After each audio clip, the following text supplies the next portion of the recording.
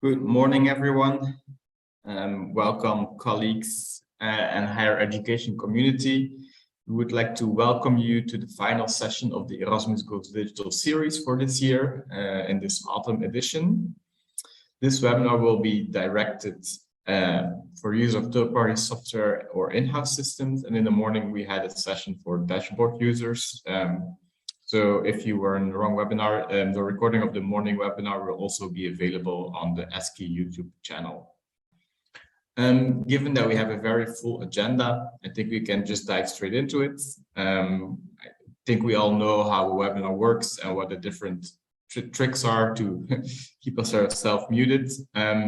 You can ask questions in the Q&A, but we ask you to take some time and listen to the presentations first, because many of the questions will hopefully be answered through the presentations, and then we can have a more informed discussion as well. And without further ado, I would first like to welcome our colleagues from the European Commission. We are joined by Jan-Maël Bidot, who is the ESCI coordinator at DG EAC, DG Education and Culture. We are also joined by Harpa Sif Arnarsdottir, who recently came aboard as the EWP Relationship Manager. And I'm also very pleased to welcome Vanessa Debier-Sainton, who is the Head of Unit of Higher Education at DG EAC at the European Commission. And she will provide us with some word of welcome and give an update on the state of affairs before handing the floor to her colleague Jan-Maël. So welcome, Vanessa. I hope you can hear me. Yes, and I can see you now. Thanks a lot. Thank you very much, David, and good afternoon to everyone. It's a pleasure to be with all of you to take stock today of where we are and the progress done so far with the European Student Card Initiative, which is a very important initiative to achieve fully digital management of Erasmus Plus student mobilities. And this initiative all started 5 years ago, based on the wish and the willingness of higher education institutions to facilitate the management of Erasmus Plus student mobilities, and surveys and research showed that it was hugely supported by the wide higher education community, and now it has also been taken up at the highest political level with the support and the wish from the Commission, but also from the Council and the European Parliament.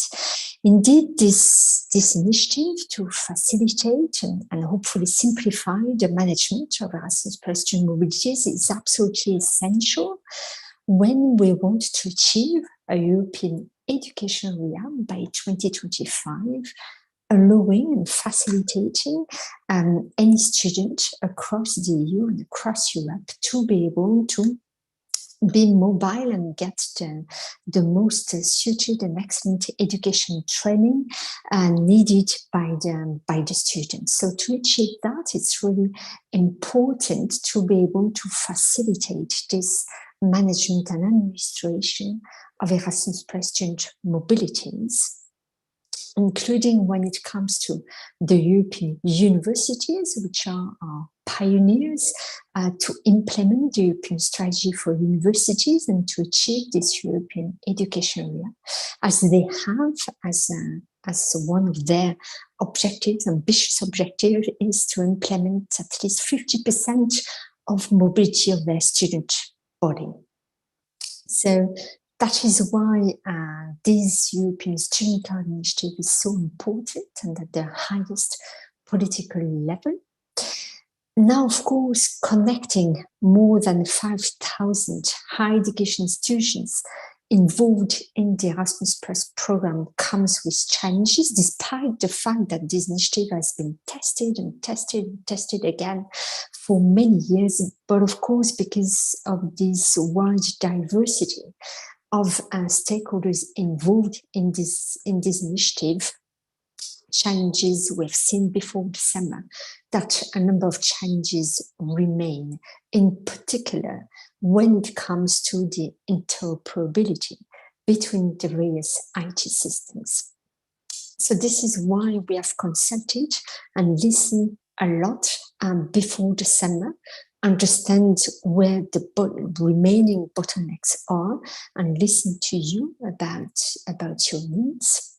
And this is why we came up before the summer with an interoperability action plan. And I would like to thank the Erasmus Without Paper Network with their proposals for this action plan that has now been set in place since July. And we can be quite happy with the progress that has been made in a couple of months. We have seen, and this is thanks to all the efforts of higher education institutions, and thanks to your efforts, that now we can see that close to 100% of higher education institutions with an Erasmus Charter for Higher Education are now connected to the Erasmus Without Paper network. And among them, around 90% are now connected to exchange inter-institutional agreements and learning agreements online. And around 90% as well are able to issue a European student identifier, which is very useful to facilitate the exchange of student information. So now, in 4 months, we have nearly reached 20,000 inter-institutional agreements that have been signed digitally. So 10 times more what we had before the summer. And we have reached as well 44,000 learning agreements signed by all parties through the online learning agreement, which is more than what has been signed during the academic year last year. So it's very, very encouraging, and this is thanks to all of you. It's the result of a real collective effort, which is very much welcome, because of course this digitalization process can only work if all partners and all higher education institutions are on board. So that's why these results are very, very encouraging. We have also, when listening to you before the summer, heard about the need of a one-stop shop portal where everybody could learn more about the European Student Care Initiative, but also get access to all the information that you need in a transparent way. So we're very happy that we could deliver this portal a few weeks ago, where we hope this will answer the needs that you expressed before the summer. You will be able as well to find on this, you will be also be able to find the EWP statistical portal developed by the EWP consortium, where you can see statistics not only about your institutions, but all your partners, to see to which system they are connected. And so to make it easier for you to facilitate this exchange of information. So now, based on all this, we want to continue listening to you. We want, as we have done before the summer, to take stock a little bit of where we are, take stock of the progress achieved, and also listen to you on your needs for the possible next steps. So we are, again, very much, when it comes to the Commission side, in a listening mode to listen to you and support you, especially now the minority of higher education institutions. They represent 10 to 15% that are unfortunately still facing problems to connect to EWP. And of course, our objective, and it's a shared objective with the EWP consortium, Erasmus Without Paper consortium, sorry. It's a shared objective to not let anyone behind, and to make sure that the remaining higher education institutions can get all the support they need to get the connection. So it's really our top priority until the end of this year. So we are really, really committed to that. And this includes a closer monitoring of the specific nodes that are still facing problems. And you will see in the presentation later on that new relationship manager have been recruited specifically with the objective, and especially it's even more important when it comes to those of you that are connected to EWP through third-party providers. So this is really, really important that we can get all of you on board. So I'm very happy to have with me this afternoon Jan-Maël and Harpa, who will be able to provide more details on what I just presented. And then, of course, our colleagues from the Erasmus Without Paper Consortium that will present you an assessment of all the progress made. And I will now switch on to the listening mode, listening to all of you. That's very important for any decision to be taken the next step. As you know, we have now set in place a new governance where all key stakeholders are part of these governance bodies to take really the most informed decision possible for the next steps. And now we'll give the floor to my colleague Jan-Maël. Thank you very much. Thank you, Vanessa, and hello, everyone. Very happy to be with you today. My name is Jan-Maël Bidot. I'm the European Student Card Initiative Coordinator at DG EAC, so working in the Vanessa's team to make this initiative, this ambitious initiative, as successful as possible.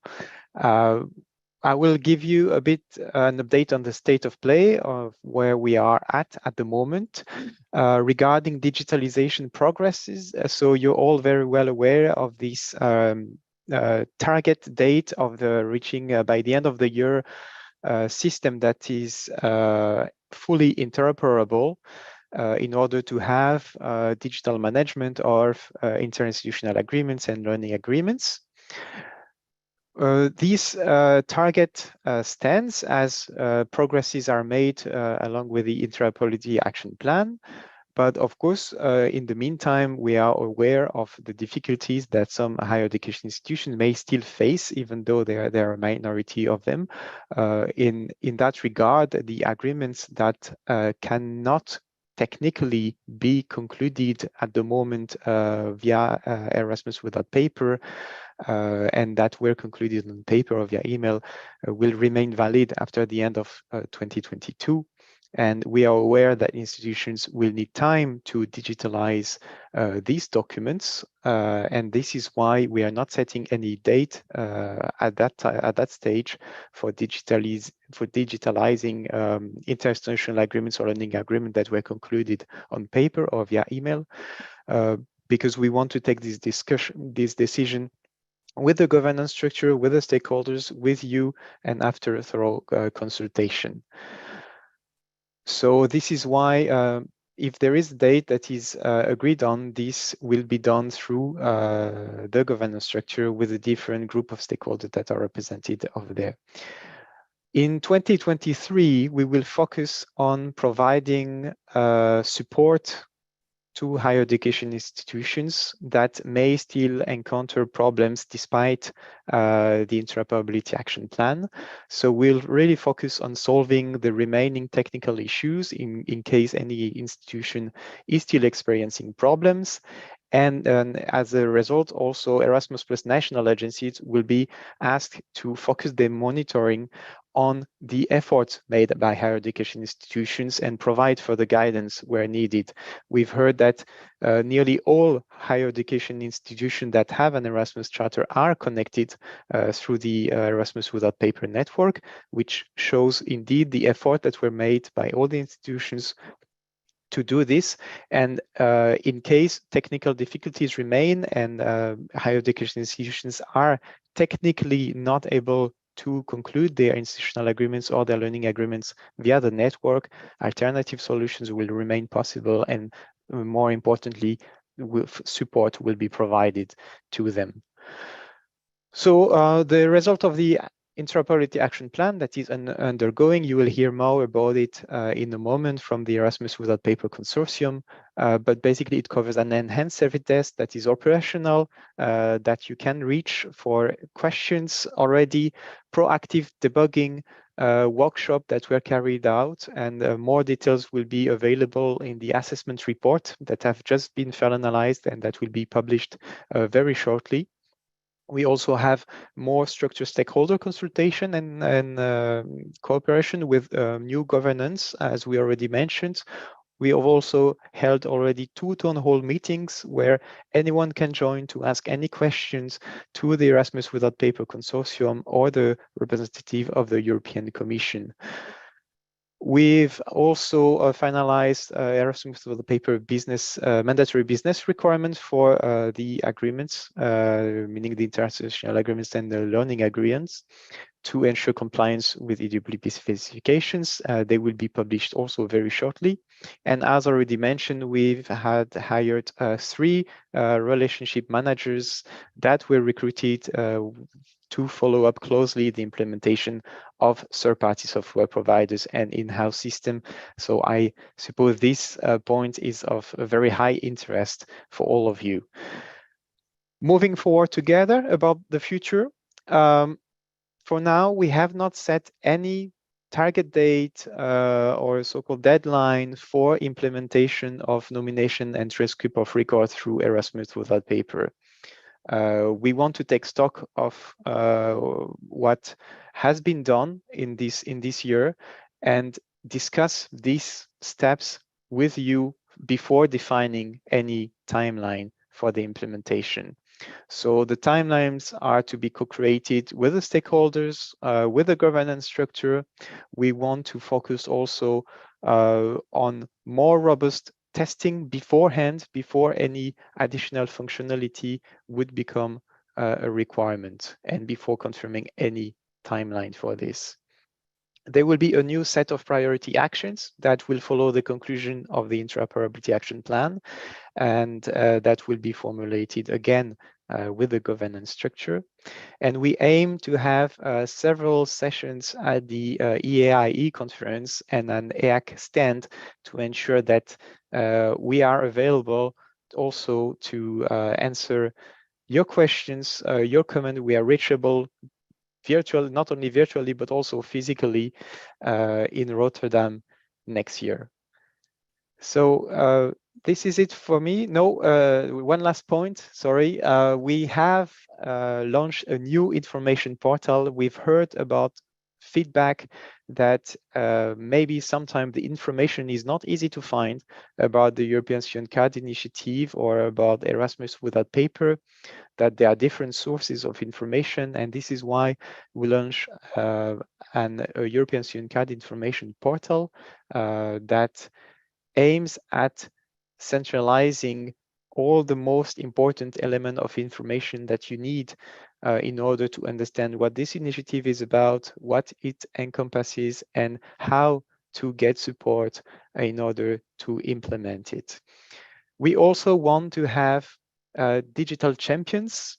We want to start building a nice positive narrative around the initiative and showcase the success stories of those of you who have, for who Erasmus Without Paper has been a positive change in the way you are working, for those for who it has facilitated the way you manage mobility in your institution. And we actually would like to ask you to volunteer if you wish to be so, to be showcased as a digital champion to us, as we are now trying to identify who could be the faces of those success stories.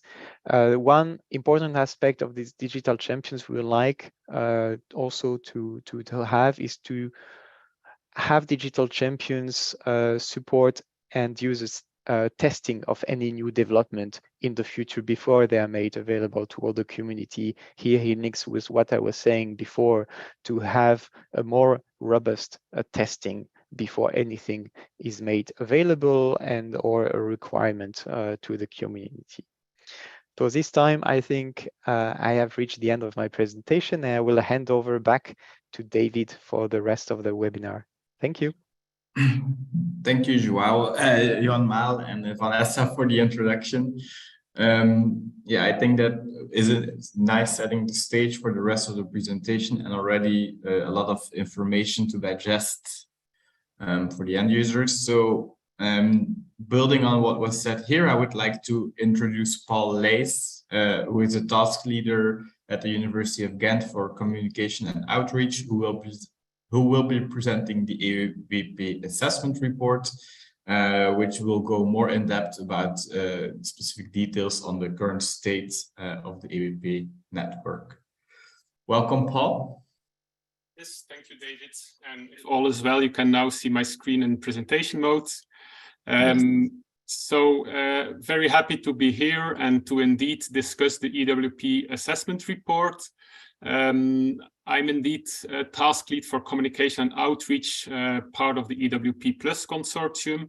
But apart from that, I'm also working in the International Relations Office on a daily basis, working with the colleagues implementing interinstitutional agreements. The easy approvals I don't see, but of course I get all the difficulties on my desk.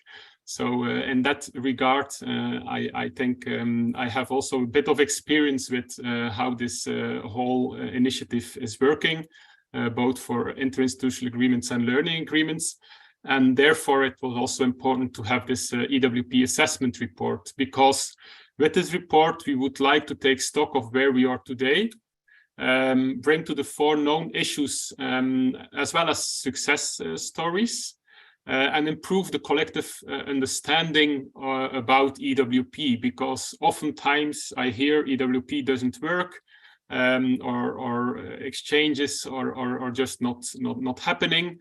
That's why from the consortium we took a lot of sources into account in order to assess does EWP work or not, and therefore we of course rely on the community, on several elements that we have available, and I will discuss it later in my presentation as well. Now let's first of all look at the why we are doing it. I think we all know that the digital transition has been hard for universities and international relations offices. Of course, we needed to adapt whole processes from that were very much paper-based towards a new digital reality, where instead of an agreement that I can create in my system, instead of printing it on PDF and signing it and sending it to the partner via email or via the old school mail, we now kind of push a button and data flows from one system to another system. And apart from this interoperability aspect, where we need to connect systems indeed in order to make the data flow, it also means that internally your processes and implementation needs to be adapted as well. And so it's a challenge, as it were, not only from an interoperability perspective, but also from the perspective of an international relations office of a university, and how to deal with data that you receive and how to process it, how to approve agreements and send them back to the partner. It's also clear that as an IRO, you usually see if something does not work, but it's very difficult to see why something is not working. And with improved interoperability, we would also like to increase the confidence at the level of the end users, that once you send something over EWP, this is well received on the other side as well. And we are very much aware also from the huge user feedback we received that in the past that hasn't always been the case. So these are the things we are working on also in terms of the interoperability reinforcement plan.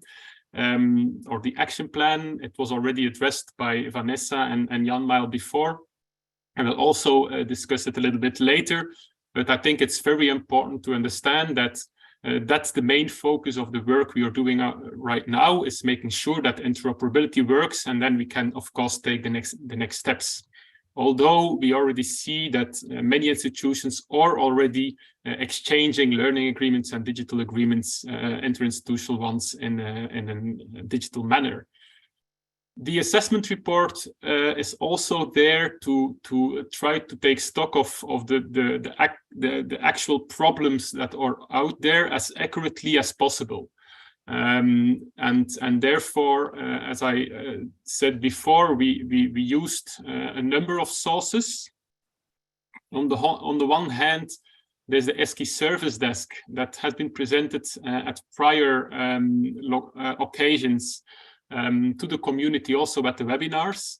And also today, I'm very happy that we can announce an expansion of the service desk towards interoperability issues as well, but it will be for one of the next presentations, so I won't spoil all the details for my colleagues.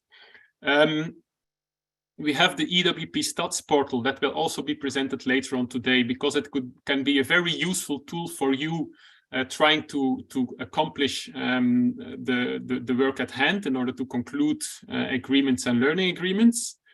There's of course also general information about connections, and the colleagues from the European Commission were already referring to the plus 90% of institutions connected. I will also have some slides for you in that regard. We have the governance layer that is representing our sector, the international relations offices, via the business process owner forum. And there's also some technical work going on, the proactive debugging. I will also explain it a little bit later, and also the technical workshops that took place in September in Warsaw. So based on all those sources, we have more of an informed knowledge about what is actually going on in the network, and how our institutions achieving the completion of both interinstitutional agreements and learning agreements. Now let's first focus a little bit on what has been done so far. And first of all, I want to focus on the period from January to April 2022. That is the period of time where we resumed activities with the structural funding made available via the EWP framework contract, or based on from the ESCI, the European Student Card Initiative, where we focused with as much energy as possible on 4 key steps. First of all, there was a lot of work in terms of maintenance and enhancements, also under the EWP dashboard. You should know that the EWP dashboard is by far the largest node of the EWP network, representing 75% of users for interinstitutional agreements, and even 80% of users for the learning agreements. So here it was very important to make it as robust as possible. Also because, of course, the EWP dashboard, by representing such huge user base, is exposed to each and every other node in the network, as it were. So therefore, the implementation, the 100% compliance with the specification is of vital importance.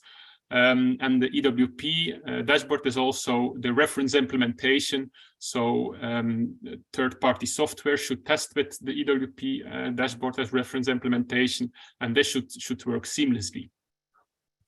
There was also the service desk that has been put in place in this period, And from you might have joined the webinar in April, where the service desk was launched, and since then it is dealing with your questions on a daily basis.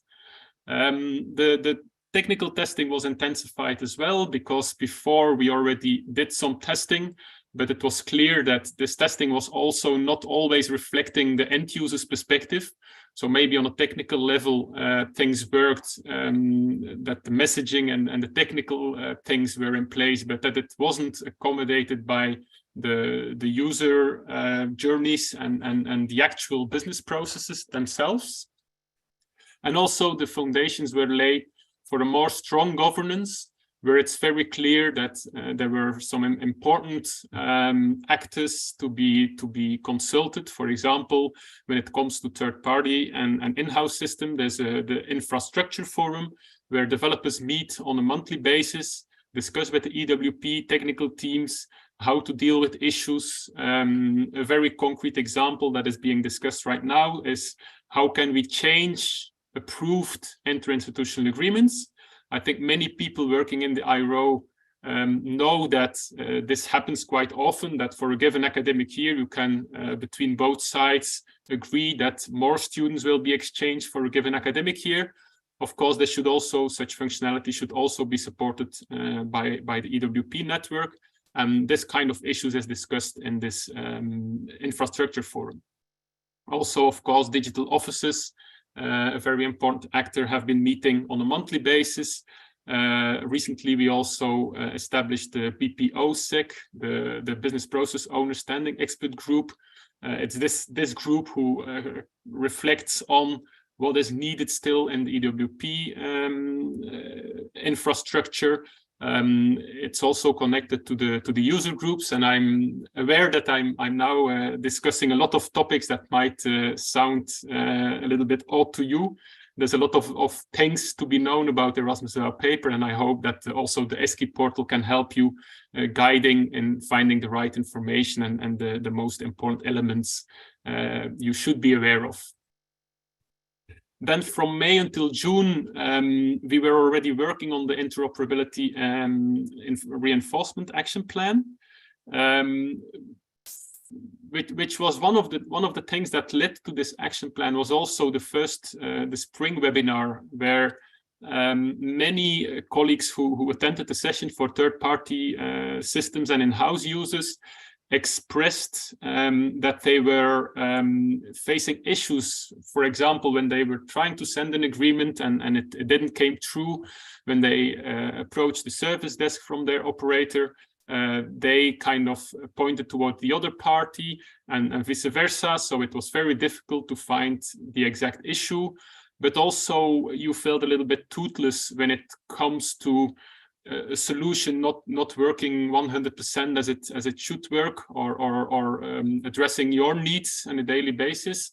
And I think this was some very important feedback that also fed into this interoperability reinforcement plan, where we move away from a trust-based network towards a more controlled and rule-based environment. For example, we have now mandatory business requirements in place for interinstitutional agreements and learning agreements, which together with the technical specification also indicates the business processes that those systems need to support. It was also interesting to see, given the sources that we consulted from one of my earlier slides, that there was a slight difference in terms of issues when it comes to learning agreements than for interinstitutional agreements.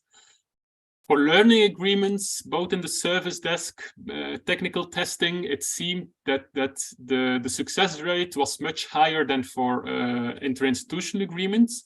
So there, in terms of interoperability, we didn't identify very important blocking issues. Of course, there are always minor issues that needs to be sorted out, but at least those data exchanges from our findings worked much better than for interinstitutional agreements, for example. And this was also confirmed by the BPOs, the business process owners, at the meeting we had in October, that it worked better for learning agreements from the very start than for example, for interinstitutional agreements. Of course, one of the challenges we face when it comes to learning agreements is that you might support already the digital learning agreement, but if your partner isn't yet connected to EWP for learning agreements, it means you can, of course, also not complete this process. So it's a bit of a different challenge here, and in C, it hasn't to do with interoperability. Because we did find a lot of issues interoperability related for interinstitutional agreements, from July until October, we also focused on them, or at least it also became more clear that the most pressing interoperability issues were related to interinstitutional agreements, both from the proactive debugging and the technical workshops. And the proactive debugging, the EWP dashboard team that is exchanging with all other nodes in the network, is identifying blocking issues when it comes to data exchanges and implementations by providers exchanging with the EWP reference implementation. And by listing such issues and also discussing it with providers and trying to find solutions together, they are, of course, aiming to have the data exchanges in place without any issues of data that's not flowing as expected to be. The proactive debugging is an ongoing task. We're now October 2022, so we are taking stock until the work from last month. But of course, this is also work that will be carried out in the future as well. Now let's zoom a little bit into the findings of the report a little bit further, and we need to distinguish between the more and now I'm a little bit lost, so I will just continue. What I meant was the more quantitative data and the more qualitative data. So first of all, the quantitative data, here we can see the number or the percentage of higher education institutions connected to EWP. And this is the percentage of the target population. I think it's very important to understand that both this slide and the next slide is about the target population. And how do we define the target population? It's higher education institutions holding an EWP charter who applied for a project, a Key Action 131 project for student mobility for studies. So this is not the complete set of EWP holders, but those who are actually required using interinstitutional agreements and learning agreements. And we are very happy that we at least have those high numbers of 95.6% for interinstitutional agreements and 87.1% for learning agreements of this target population. Also, ASI, and it will be a topic also later in this webinar, the European Student Identifier. More than 90% of higher education institutions is already issuing the European Student Identifier, which is very good, and it's also an important element. For example, when supporting learning agreements, the European Student Identifier is used to identify a student, and when we will support more processes via EWP, this is the main technical identifier to link all pieces of the puzzle to one student: nomination, the confirmation of arrivals, the learning agreement, the transcript of records. It should all be 100% secure, be linked to one particular student, and ESI will be the main identifier for this piece of infrastructure. Let's also look into the more qualitative aspects, and here I think, especially when we started exchanging interinstitutional agreements, one of the challenges we faced was an issue that some partners, because of their software system, issued interinstitutional agreements that only had one cooperation condition. What does it mean? They shared an agreement for incoming students, a separate one for outgoing students, a separate one for staff, for example. So this is one of the elements that have been addressed already, and that we already see some progress on the floor. And I hope this is also the case in your institution. We also saw a considerable increase over the last 3 months of number of interinstitutional agreements concluded.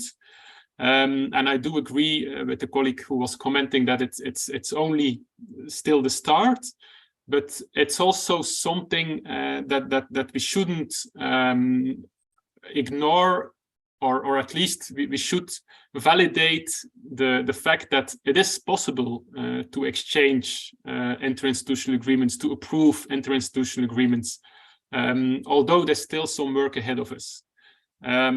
We also saw that an increasing number of third-party providers is able to successfully exchange interinstitutional agreements, and a huge increase in numbers of learning agreements concluded over EWP. However, there are also some concrete challenges that came out of the assessment report. One of them is that we saw some improvements, and we saw some signs that it's going into the right direction. However, we also found out that there are still serious problems and challenges in terms of interoperability. And at the time of writing this report, we found out that 5 providers out of 16 do not yet meet the interoperability requirements. And of course, this has an effect on many of the colleagues trying to achieve approval and conclusion of digital interinstitutional agreements. Because if you're exchanging with higher education institutions from one of those providers, of course, this won't lead to a successful conclusion of the agreement. So in that regard, it's 5 providers, of course, representing many higher education institutions. And the most affected countries are Germany, Belgium, the Netherlands, and Austria as well. And here we have we worked with a threshold of about 20% of higher education institutions affected. You will of course recognize that in those countries many third-party providers are active. Countries more relying on the EWP dashboard, for example, won't be affected in this high or with at least 20% of higher education institutions, because higher EWP dashboard users should be able to seamlessly exchange, at least amongst themselves, and also with many third-party systems. Let's also discuss solutions. So we did identify key steps and solutions for the interoperability problems that we encountered with those 5 providers, and they were also shared with the providers already. So the ongoing technical discussions should hopefully lead to a better situation and towards the end of the year, because of course it also takes time to readjust technical implementations. But we have good hopes that when those issues that we identified will be addressed by the providers, the situation will improve for more than 80% of the affected higher education institutions. So once that's in place, of course, this will also improve the overall exchanging of interinstitutional agreements across the network. It's also important to understand that these are really blocking issues for interoperability. Of course, once those blocking issues are solved, it's also still possible that some minor issues pop up, and that this still needs to be solved by the technical teams. But I think at the moment it should be possible for many of the colleagues attending this webinar using third-party or in-house software to exchange digital interinstitutional agreements and learning agreements with their partners. And of course, decisive action is needed regarding the higher education institutions that are currently connected via software that is not yet completely in line with the EWP specification and rules.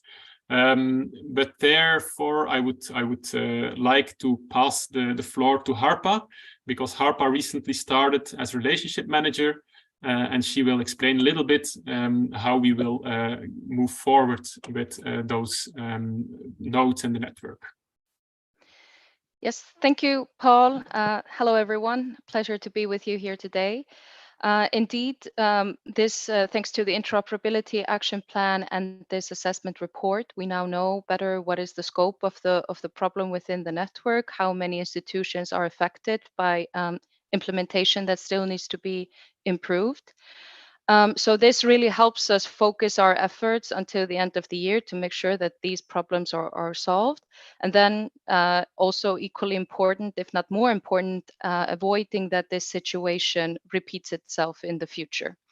So what is being done currently, as has been mentioned before, the technical workshops that have been organized, the technical infrastructure forum meetings that are ongoing, and more close cooperation with the third-party providers in particular, to make sure that the interoperability issues and the implementation moving forward is always in line with the end user's need and the interoperability requirements of EWP.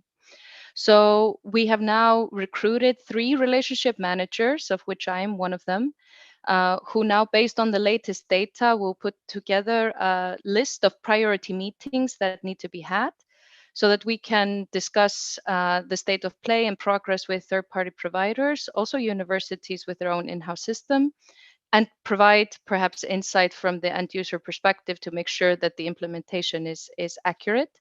And then moving forward, building a closer relationship with the other software systems that are plugging into the network to make sure that the needs and understanding and timelines are always in sync, and we avoid putting unnecessary pressures on the universities for the implementation of this digitalization of Erasmus+. And also now the service desk is being expanded beyond just dashboard users. So I think in the past, it was mostly in the hands of the end users of third-party providers or an in-house system to reach out themselves to talk about any kind of problems that they were facing. But now with the enhanced service desk, all end users of EWP can submit interoperability tickets to help technical problems to be addressed. And also through the relationship managers, you have someone at the more central level, also building a closer relationship with the IT teams and third parties to make sure that the implementation is really reflecting the end user's need. So the 3 relationship managers, we all have a mobility coordination background, which I think is going to be very helpful because, of course, we also understand quite well the end user needs, and in that sense can make sure that the implementation and your needs are really being taken into account. And finally, the technical work to really collect a complete set of statistics and more details on error logging, etc., is ongoing and will be completed quite soon, I hope. And this will provide us more data sources that allows, well, both at the EU level, but also national agencies and universities to understand at any given time what is the exact state of play in the network and what problems, if they're experiencing problems, where they might lie, so that we can address them more efficiently. And really the goal now is just to ensure that all universities that are connected to EWP can really conclude agreements without any interoperability issues by the end of the year. And we will work very hard to make that a reality. And in the next year, if anyone is experiencing a problem, we will deal with that on a more case-by-case basis rather than moving the goalpost collectively for the entire community. So I look forward to working together with all of you. And with that, I pass the floor back on to Paul. Thank you very much. Thanks a lot, Harpa. And indeed, the relationship managers, this is one of the actions from the interoperability reinforcement plan in order to enhance the working relation with the third-party providers, and to also, based on proactive debugging, based on testing reports, to have some concrete elements that we can discuss with them in order to improve the EWP ecosystem as a whole. And if I see the reactions from emoticons flying over my screen, I think the colleagues in attendance of the webinar also appreciate that you and the relationship managers will take up this role. Now, let's also zoom in a little bit on what you can do right now and also in the months to come. As said, it should be possible for the majority of colleagues in attendance to exchange interinstitutional agreements with partners. And here, I think one of the next presentations will also be important, because there Nikos will explain a little bit the EWP Stats portal, where you can find information about the system in use at the partner universities. And for example, if you use a system and you exchange with one dashboard user and this works well, then you could also exchange with other dashboard users. And we've seen examples of an in-house operator dealing with or using the stats portal in this way, being able to complete over 50% of all interinstitutional agreements so far, which is a nice achievement, of course. So in doing so, we can, I think, already release some of the pressure, not only when it comes to targets set by the European Commission, but I think also higher education institutions. We ourselves, we kind of set targets for our partners. For example, when it comes to securing the applications, the round of applications that is upcoming right now, or even in the future. So here, I think it's vital to already focus on what works. Try to have the agreement established via EWP, even if we have email confirmations in place. In the end, I think we will feel more comfortable if we have this approved agreement in place, also vis-a-vis our partner universities and institutions. And we came already across some institutions that say, like, okay, we do not rely on email renewals. We do not want to sign paper agreements. We only want agreements approved via EWP. So this might become more and more the case. So here the advice is really to get cracking and focus on what works. And to try to complete as many agreements as possible. I think in the presentation from Jan Mile about targets and deadlines and the digitization roadmap, it's very important that we also take into account some lessons we learned from reaching towards where we are today. One of it is we really need to complement the technical specifications with mandatory business requirements as well. So those should go hand in hand, and providers should also have it and make sure their implementation is compliant with those mandatory business requirements. We should stress even more, and work is being put in place under the interoperability reinforcement plan there as well, that the testing is even intensified. The technical testing, but also real business process testing. So this should really be an implementation threshold. And as part of this testing, also the mandatory business requirements should be taken into account. And then I think it's good to hear that stakeholders will have a say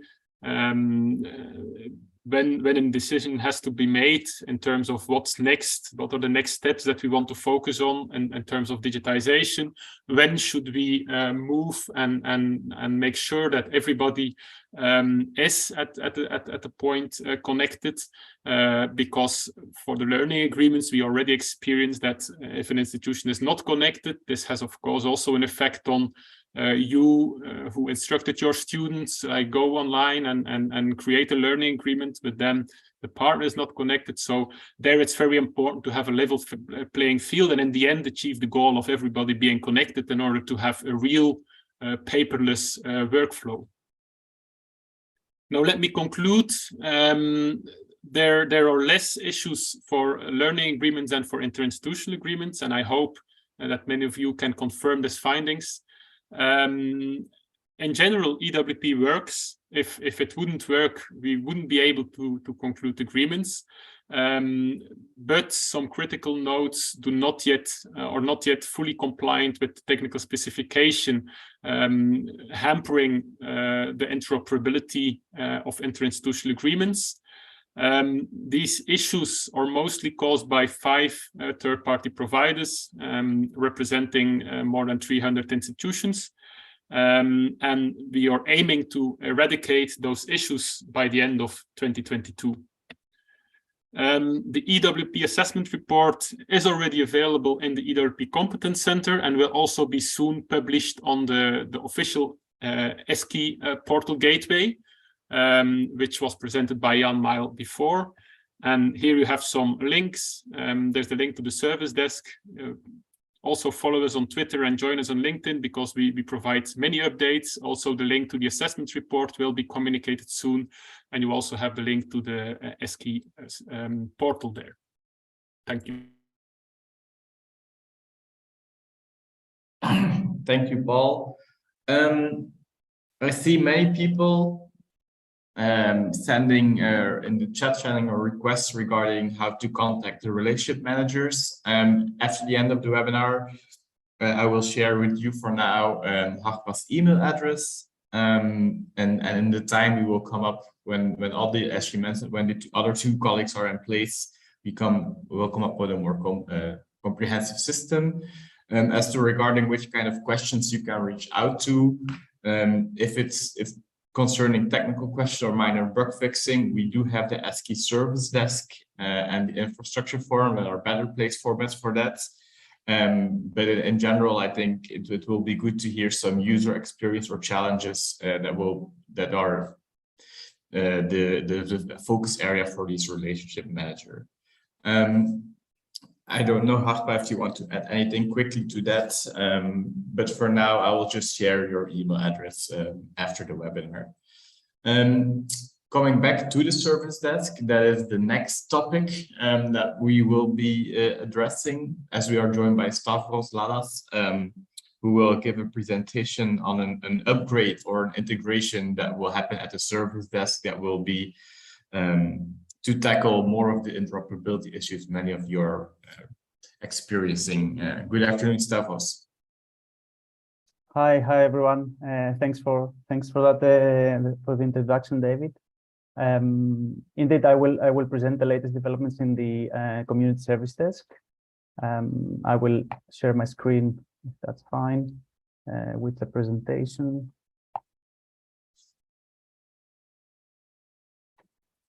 All right.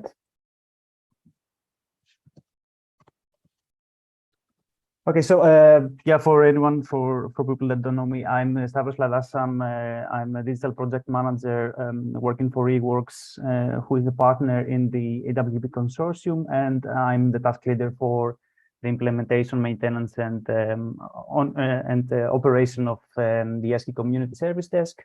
And today I would like to present the solution that we have developed to tackle the interoperability problem and challenge that the previous speakers have shared with you all. So currently we support the following services: so dashboard, online learning agreements, Erasmus Plus application, the EWP network, authorization and authentication issues. And we have recently added a section in our service desk in the portal, actually in the service desk portal, for EWP interoperability issues. A few notes on what we are currently doing and what we have done so far. So just give me a second, I need to hide something from my screen. Okay, so currently the ESCI service portal provides support on a wide range of services, as I said, related to the European Student Card Initiative, and it is operational since April 2022, so about 6 months now. Some high-level statistics that I have gathered for you to share here is that we have processed around 2,819 tickets, and and of those 2,515 tickets were resolved during this period. Out of them, 557 were related to account issues, 1,375 related to technical and system problems, 807 requests for information or guidance from end users, and we also received 54 suggestions for improvements during this period. I will continue with the challenge that we had related with the interoperability issues. So with our service desk, users can go into the portal and they can raise issues regarding their account, request information, as I said before, or other services that we support. But often we see that the users refer to problems related with various third-party providers, for which the ESCI service desk agents are not familiar with and cannot provide instant support. And occasionally, actually, these issues are then forwarded to the respective parties. This leads to the fact that we have increased resolution times for such inquiries because it is natural that a new communication line has to be initiated, and this takes some time. So exactly this is the problem that we try to resolve by introducing new workflows and new channels of communication, so to say. Essentially, they are channels of communication to upgrade these workflows. The solution that we have developed as a first step for this is to open the EWP service desk to queries from third-party providers and in-house systems. So we are expanding the use of the service desk for those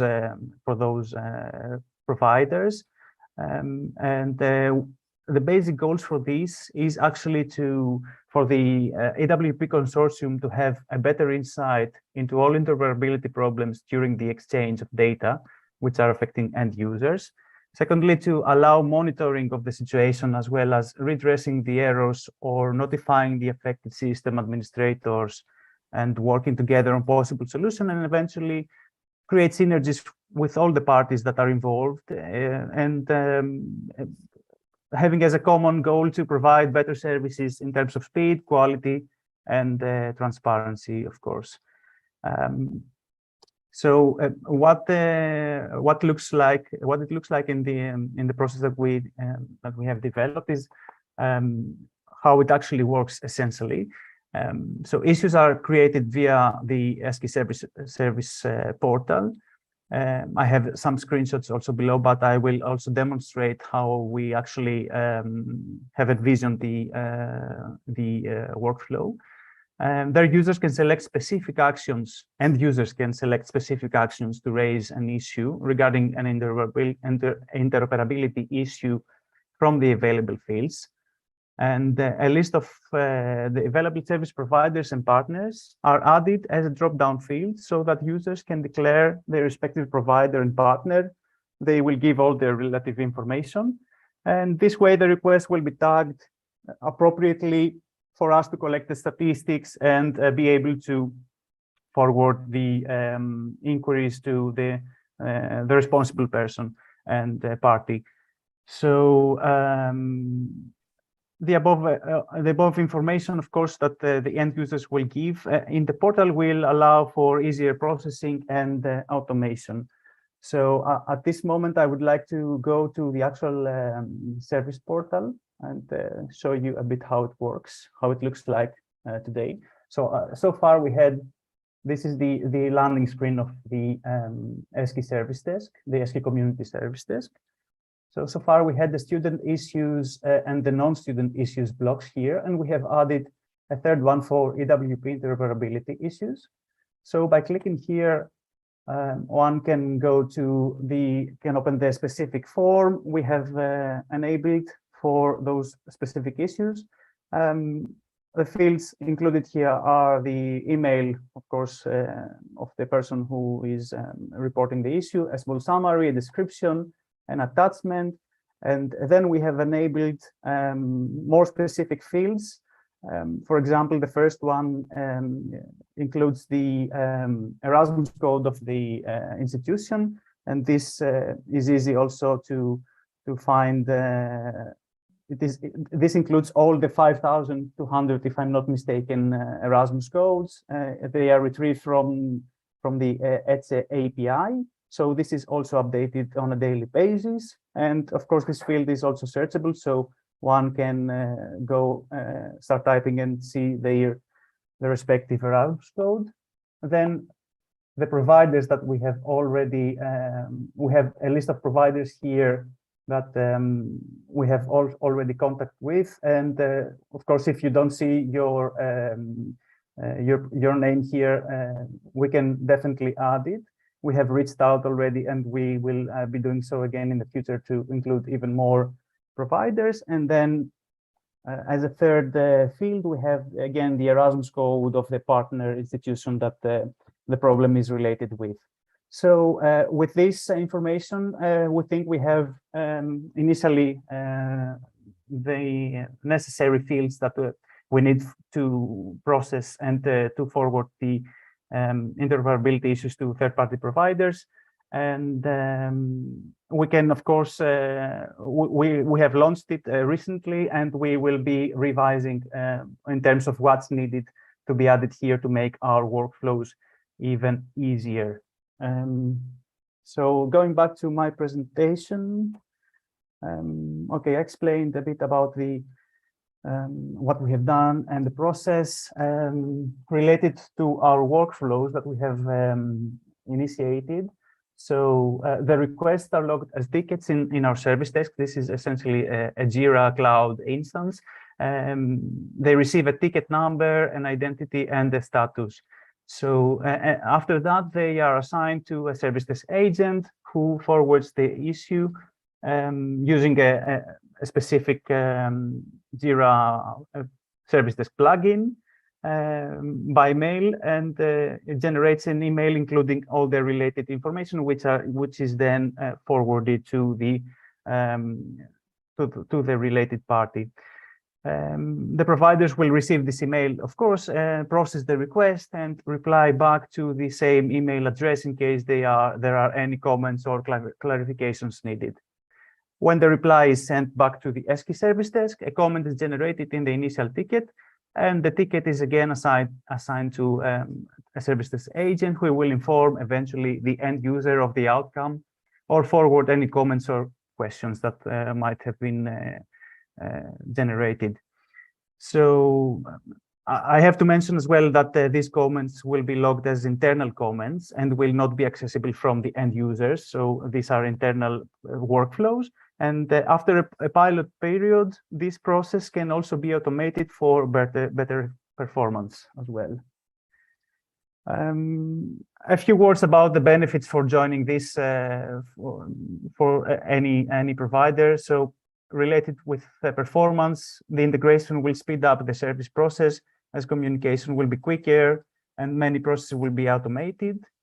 Related to transparency and metrics, the integration will allow having metrics from a single system, so a central repository of tickets, the ESCI service desk, where all the timings and exchanges will be logged. And of course, we will have a single source of request, as the ESCI service desk portal is widely used since its launch and will be further promoted to the community, third-party providers, and everybody will benefit from using this single source of request instead of having to perform the tedious task of gathering requests from several channels.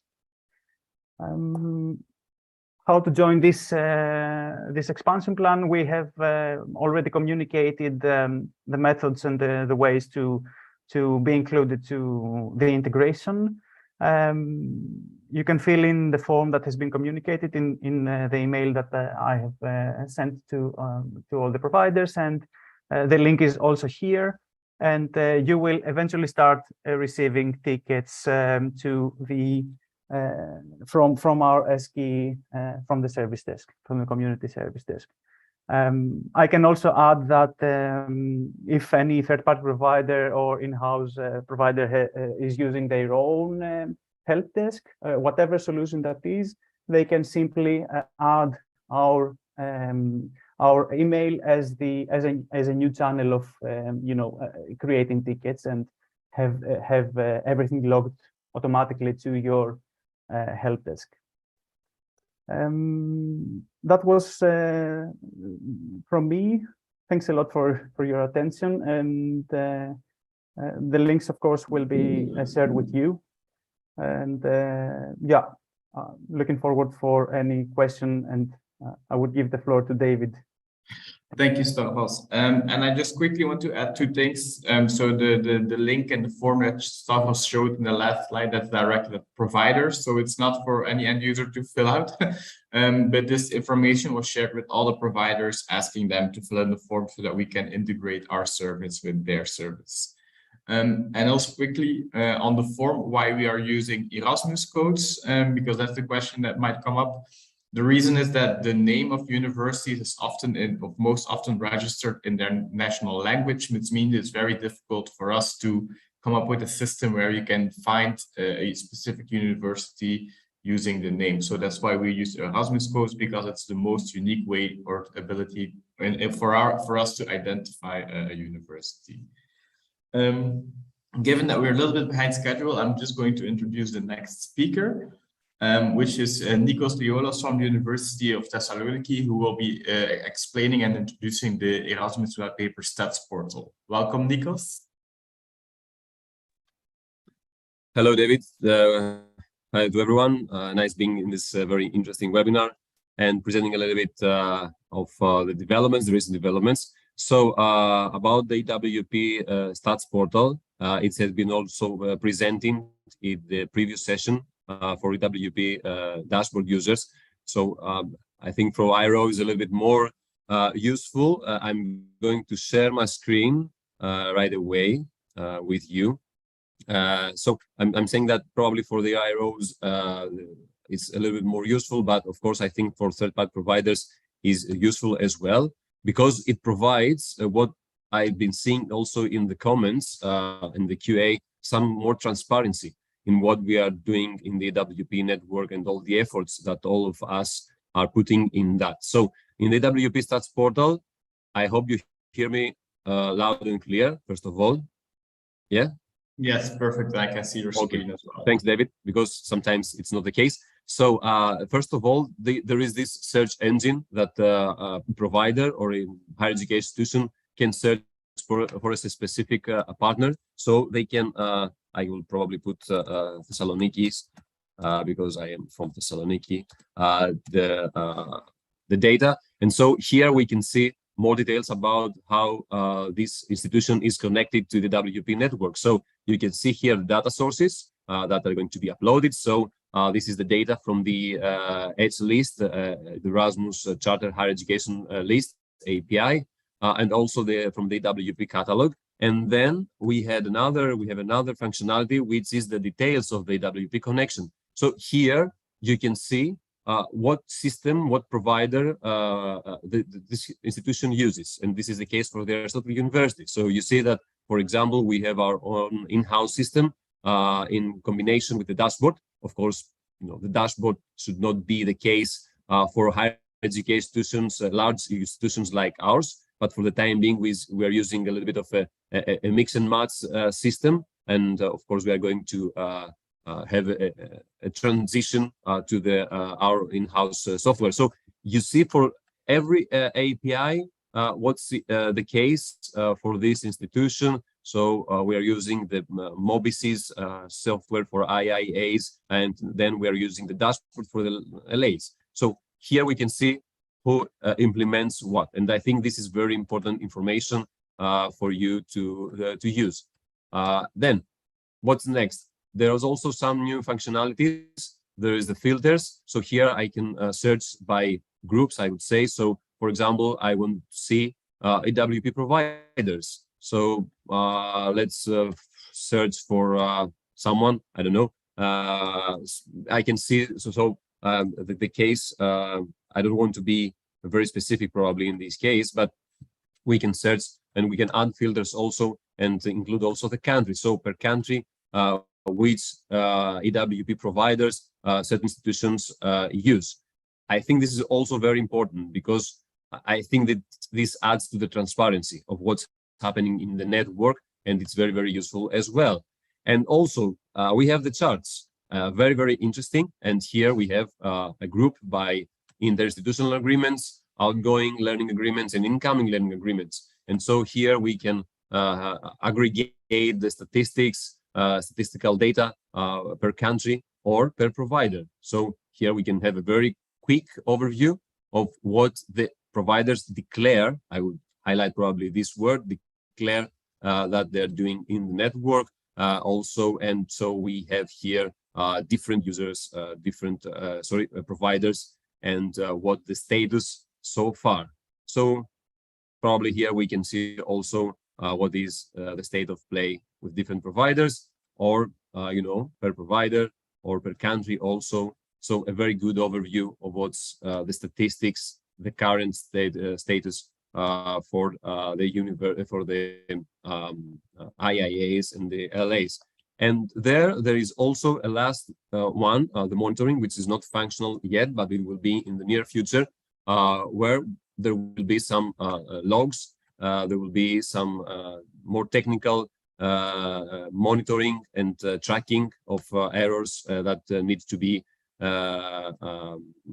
tackled. And so this will add more to the transparency. I think this is the most important message for the EWP Stats portal, that there is now a portal, a tool that all providers and higher education institutions can see what's happening. Because the frustration that probably comes with the implementation of the EWP network is that for now, until now, we didn't probably have, and I'm speaking also from the IRO perspective, we didn't have the transparency and knowing what's happening out there. We got information from partners that there is no exchange of data, and suddenly there is this message that EWP doesn't work. It works, and now here we can see what really works. And so this is the positive message that we need to keep. I think that I would be quite short and not waste more of your time. I think that there was an overview of the EWP Stats portal and the usability of it. So I think, David, I will pass the floor back to you. Yes, thank you. Perfect. Thank you. For some reason, when I turn up my camera, it's always very dark for a few seconds. Before we go further, we would like to introduce a poll. We have some questions prepared, and I will put them live, and then Jan-Mael can briefly explain what the purpose is behind the questions. Yes, absolutely. We have a little poll for you with 4 different questions we would like to hear your views on. We know that everyone who is attending this seminar is obviously very interested in the topic of digitalization in higher education and Erasmus to that paper, and you have heard a lot in the different presentations that we want to listen to you, and this is why we want to hear about your views on the set of 4 different questions. So the first question is about whether you agree or not on the vision behind EWP, meaning the digital administration of Erasmus Plus student mobilities, and whether this is important and necessary. The second question we ask you to answer is whether if you agree or not that the activities and the actions taken so far as part of the interoperability action plan, as it was designed and that this is being implemented, are addressing the most pressing issues regarding the interoperability of the EWP network. And here I would dare to say that you are probably experts in that regard. And the third question is, do you agree that a more controlled rule-based EWP network where non-compliant softwares cannot have an active connection is necessary? And the last question is whether you agree or not that the digitalization efforts underway to facilitate digital administration of Erasmus Plus student mobilities need to be further developed. We'll leave you some minutes to answer these questions, and in the meantime, I think we can continue with the webinar. All right, thank you, Jan-Mel. So yeah, the poll will stay up, and we have some brief time for the last segment, which I think is also again, Nikos, that's you again, or is it Joao who will be talking about the registration portal? No, it's me again. All right, welcome back. Okay, thank you again. Going back to the next issue, it's the registration portal. Once again, let me share my screen. The registration portal and also the EWP admin role within it. That it's very useful for using the portal. So just give me a second, bear with me. And going to the presentation mode. And is it okay? Yes, David? I can see your screen. Okay, and hopefully the slides will flow. So the registration portal is a new development, a new portal that has been developed under the EDSSI project. It was a funded project by the Connecting Europe Facility program. So Arctic University was the coordinator, and I think that it was a very useful development for the community. This is the link that you can access the registration portal, and this is the welcome page that you can see. So what is the aim of the EWP registration portal? Because now today we hear a lot of portals. So the aim of this one is to optimize and automate the provision of manifest files into the EWP system. So in a way to feed the EWP registry. And of course, the second one is to make it more accessible to manage all the manifest files within the network. The benefits, of course, of having this portal, this registration portal, will be to eventually have all manifest files coming from the registration portal and have them into the registry, which will will mean that we will remove the local list from the registration portal, from the registry. I'm sorry for that. So also we already have a great amount of manifest file related information, so that are stored in the system. You know already that there are information like who provides the manifest file, when was the manifest first added to the system, which is the institution supported by the manifest file, and also if the institution have any duplicate APIs, how many manifest files we have per provider. So all this information will be also made available and accessible. So I would say that a little bit feedback, a little bit updates on how this portal works. It's divided into two user pages. We have, of course, the admin page, but we focus on the user pages. So the first one is about higher education institutions, HAES, and the second one is about third-party providers, 3PPs, as we call them. So this is the login page. This is how you can join. And of course, if you are a higher education institution, you will use the first button, which is login as higher education institution. And through there, you are going to be redirected to the My Academic ID proxy, which will allow for your authentication, for the authentication of the staff member of the university or the higher education institution, which will be assigned the EWP admin role, which means that this is a role which will enable authorized representatives of higher education institutions, which participate, of course, in the Erasmus Plus activities.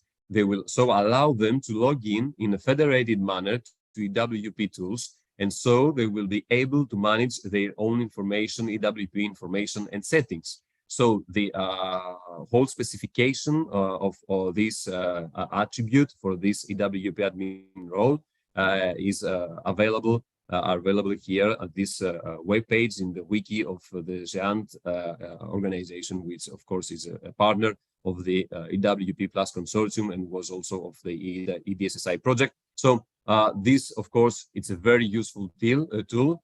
This will be also used in the future in order to simplify business processes and also to give control to higher education institutions about how they manage EWP information. So Once we have the dedication of the higher education institution representative, here you have a screenshot, then you will be redirected to the registration portal and the user interface where you can, if you are a newcomer, you can add a new manifest file either from your own system. I will skip the dashboard button because it's not relevant at this point of time, or any other provider. So you upload the MOU, the Memorandum of Understanding for joining, and of course you then proceed for adding your manifest files. Not only just adding, but also seeing all the manifest files that you will upload there. You will also see the APIs that are supported by each one of them. And of course, you can, as I mentioned, add new ones, whether supported by yourself or by a third-party provider. Going to the third-party providers, you see also that there is a button for login as a provider.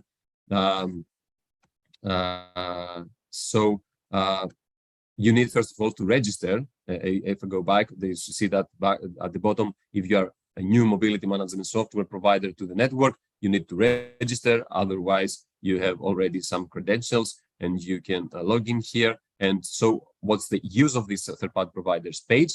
So it's to list the submitted manifest files of a particular provider, of course, and allow for addition of new ones, which will be, of course, validated and approved after the testing that is being done by the team supporting the EWP network registry and the registration portal. And then these manifest files, of course, will be used by those higher education institutions that these particular manifest files support. So higher education institutions that also log in the registration portal, they will be able to add these manifest files that support their participation in the EWP network. So this is from my side. I think that I hope that I have given you a very good overview of what's happening and what's the use of the registration portal. Of course, if colleagues have to add anything, I'm of course available to give them the floor. So, David, I think this is from my side as well for this one. Thank you. Yes, thank you, Nikos. I think first we want to answer a question live, and we want to come back to some of the practical tips that Paul provided at the end of his presentation regarding what to do and next steps based on the findings of the EWP report. Some people have been asking if it would be possible to share the names of the nodes that are not yet fully operable, or which interoperabilities are more challenging. So I think I would like to give the floor to both Jan Mael and João Bacelar to address this question about what's the specific situation now and how we will sorry, it's been a long day, how we will move forward with this knowledge. So maybe João, I'll let you speak first. Actually, I think Emil, you might want to go first, and then I'll see if I can add anything of value. Yeah, thank you. This is very, very natural question to ask, of course, and we very well understand why you want to know what the names of those providers are, so you can identify the node that work or that don't. May point out you already to the statistical portal, where you can actually find pieces of that information available. I mean, João will give you more details on what the state of play is at the moment regarding the interoperability, but I just wanted to stress that those third-party providers names are, I mean, this is work in progress. It's not because we are going to say now that those nodes are not working very well, that they are, it doesn't mean that they are not going to work well in 1 or 2 months' time. We are in the middle of the interoperability action plan. So we are obviously working at make them work, all of them. But if you need that information, João will give it to you in a moment. And of course, our plan is to give you information that you can rely on completely, meaning that at the end of the interoperability action plan, it is clear that there will be complete transparency of what has been achieved and what's worked well, what doesn't work so well. But yeah, Joao, please take the floor to share these in progress conclusions of the interoperability action plan. Yeah. Well, thanks, Jan-Mael, for setting the stage very capably. Thanks also to Joey and the colleagues that have asked this question. We fully understand where you guys are coming from, and it is a pertinent question. What we would like to ask of you today is to give us a little bit more time to try to get results out of the work that was started under this interoperability action plan. I know that time is a big deal when we have targets that we want to meet and when our work is on hold. But right now there is a lot of effort going into getting the technical teams to get over what feel like the last big hurdles in our process. As Paul mentioned in this presentation, like in a research project, you solve one issue, you might encounter another one. But at this point, this feels like a turning point. Those of you that will consult the assessment report, which was published earlier today, will already find a reference there that with one of the 5 providers, we start to see light at the end of the tunnel, and we're optimistic that we can have some good results to share very quickly. So the feeling is that if now we go and we put out a blacklist, this will undermine the efforts that are underway, that are cooperative in nature. But we are aware that we need to move the needle a little bit. So maybe we're not going to do this now with your support. Clearly, this needs to become a thing in terms of where there are issues. They need to be mapped, visible, shared, so that you can plan the work accordingly. And this is also one of the recommendations of the work plan. Now try to get to the kind of this turning point that we're at, and eventually, relatively soon, I think indeed we can follow that request more capably. A word of context about the statistical portal that was mentioned. Some of you, this is not specifically about the malfunctioning nodes, but some of you have asked during questions about it, and they're very welcome because we're happy if you feel this is a positive development. I just wanted to point out one thing, which is this information is starting to come. There is already a great deal of information there considering how recent this is. We do have, for example, some providers that are not yet able to provide data for all of their clients. So the moment to actually do a more in-depth analysis will come a little bit later. Some of the data now cannot be taken at face value with regards, for example, success rates. But it's really encouraging how quickly it's coming together. And we're going to throw the kitchen sink at it because we hope that this will be a useful resource for you. And if I may, I saw some questions following Nico's excellent presentation on the registration portal about what is the aim of the portal, what are the use cases. And if the colleagues again allow me 30 seconds longer, I will try to take that on its stride. If to be very to the point, registration portal has 2 main use cases. The first one is colleagues that will join EWP in the future, which presumably is not a big part of the colleagues that are in attendance today. Currently, it's not required that they go through the portal because, as with everything, there's a kind of a transition phase. And it will be useful for everybody that in the future needs to change the EWP settings. I think this message, you might have picked it up, but I think it's also important to double down. One of the goals of the portal, one of the central goals, is to make sure that each university is in control of their representation in EWP at all times. There have been some issues with this in the past. We try to learn from that. It's also a question of what is the correct way in terms of the agency of their education institutions. It has many side benefits, as it was mentioned, but these are the 2 main cases. So if you're not in the process of changing, and even this will be developed further, we hope in the coming months, make it more user-friendly, et cetera, et cetera. But if you're not in the process of changing, or if you're not just arriving to EWP, for the time being, you don't have to rush there. This is more of an investment for the future so that we have an ecosystem that works well, that is fit for purpose, and that has as much automatism as we can deploy in the current settings. Thank you very much. Thank you, Joao and Jan-Mael. We are, as mentioned, already over time. So I think we would just like to close and finish up with the wordings that we have information available. If people are asking questions about what is a registration portal, etc. We, at the end of the news article that we will be sending out over about this webinar, we will include links to those news articles. And as always, you can go to the ASCII portal that was mentioned and introduced in the beginning of the webinar to find more information and updates as well. You can still find additional information on the wiki pages.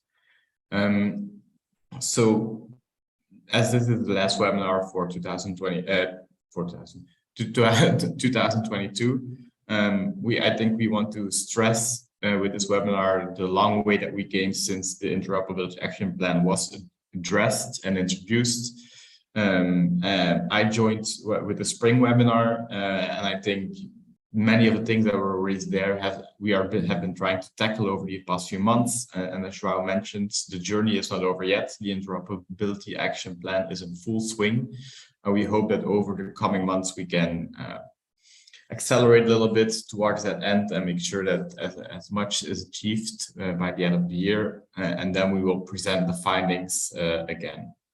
So I want to thank all the speakers. I want to thank our colleagues from the European Commission of being here and presenting. And I hope for everyone it was a helpful webinar, a very informative webinar. And as always, if you have questions, you can contact from now on, you can contact the European Student Card Initiative Service Desk with your interoperability issues, but you can also reach out to us as always. So thank you, and I wish everyone to have a lovely afternoon. Bye.